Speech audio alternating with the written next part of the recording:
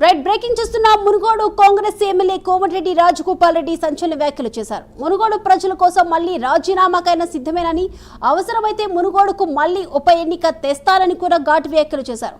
పదవుల కోసం పాకులాడే వ్యక్తిత్వం తనది కాదని, తనలాంటి వ్యక్తికి మంత్రి పదవి ఇస్తే మళ్లీ పదవి వస్తే ప్రజలకే మేలని కూడా అన్నారు. యాదాద్రి భువనగిరి జిల్లా సంస్థ నారాయణపురం మండలం లచ్చమ్మగూడెం గ్రామంలో ఎమ్మెల్యే కోమటిరెడ్డి రాజగోపాల్ రెడ్డి విద్యుత్ సబ్ స్టేషన్ను ప్రారంభించారు.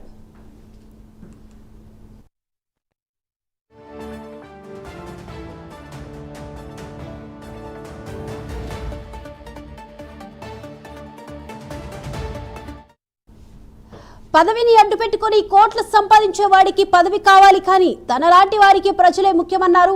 మంత్రి పదవి ఇస్తేనే కాంగ్రెస్ లో చేరారన్నారు. ఆ తర్వాత ఎంపీ ఎన్నికల సమయంలోనూ అలాంటి హామీనే ఇచ్చారంటూ రాజగోపాల్ రెడ్డి ఘాటుగా మాట్లాడారు. వేరే పార్టీ నుంచి వచ్చిన వాళ్లకు తనకన్నా చిన్నవారికి పదవులు ఇచ్చారని కూడా కోమటిరెడ్డి గుర్తు చేశారు. మనసు దిగజార్చుకొని బతకడం తనకు తెలియదన్నారు. మునుగోడు ప్రజల కోసం ఎంత దూరమైనా ప్రయాణం చేస్తానన్నారు. గతంలో హైదరాబాద్ కు ఆమడ దూరంలో ఉన్న మునుగోడులో కరెంటు సమస్యలు ఉన్నాయి, నీళ్ల సమస్యలు ఉన్నాయి, రోడ్ల సమస్యలు ఉన్నాయి, ప్రభుత్వ బడుల సమస్యలు ఉన్నాయి, ప్రభుత్వ హాస్పిటల్ సమస్యలు ఉన్నాయి.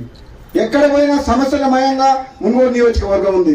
అదే నల్లగొండ జిల్లాల మిగతా నియోజకవర్గంతో పోల్చుకుంటే మునుగోడు నియోజకవర్గం చాలా వెనుకబడి ఉంది. నేను ఇప్పుడు ఎమ్మెల్యే అయినంగా కాంగ్రెస్ గవర్నమెంట్ వచ్చిన తర్వాత అన్నిటి మీద దృష్టి పెట్టిన.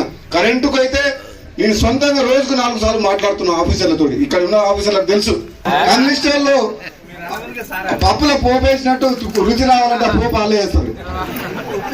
ఉప్పు కాదు, తాలింపు వేస్తాం. చూసినావు, పప్పు అంతా మనమే, తాలింపు వాళ్ళు పైన చల్లుతాం. చూసినావా మసాలా, కరివేపాకు గిట్లా, తాలింపు గిట్లా.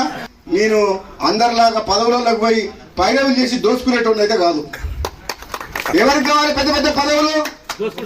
పదవులు అడ్డం పెట్టుకొని రాజకీయాలకు వచ్చి, రాజకీయాలు అడ్డం పెట్టుకొని పదవులకు వచ్చి వేల కోట్లు దోచుకునేటానికి వారికి పదవులు కావాలి.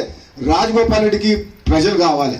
నాకు కావాల్సింది ప్రజలు, వాళ్ళ బాగోగులు, ఈ నియోజకవర్గ అభివృద్ధి. ఒకవేళ నాకు ఏదైనా మంచి జరిగితే వాళ్ళకి మంచి జరుగుతుంది, లేదంటే వాళ్ళ మధ్యనే ఉంటా, వాళ్ళ కోసం పనిచేస్తా, వాళ్ళ కష్టసుఖాల్లో పాలు పంచుకుంటా, వాళ్ళ కోసము ఎంత దూరం అన్న పోతా, ఎంత పోరాటం అని చేస్తా. అవసరమైతే మళ్ళీ త్యాగం చేసి పోయినసారి ప్రభుత్వాన్ని మీ కాళ్ళ తీసుకురాలే, తీసుకొచ్చినా నేను రాజీనామా చేస్తే మొత్తం టీఆర్ఎస్ ప్రభుత్వం 100 మంది ఎమ్మెల్యేలు మునుగోడు ప్రజల కాళ్ళ కాడికి రాలేదా? అవసరమైతే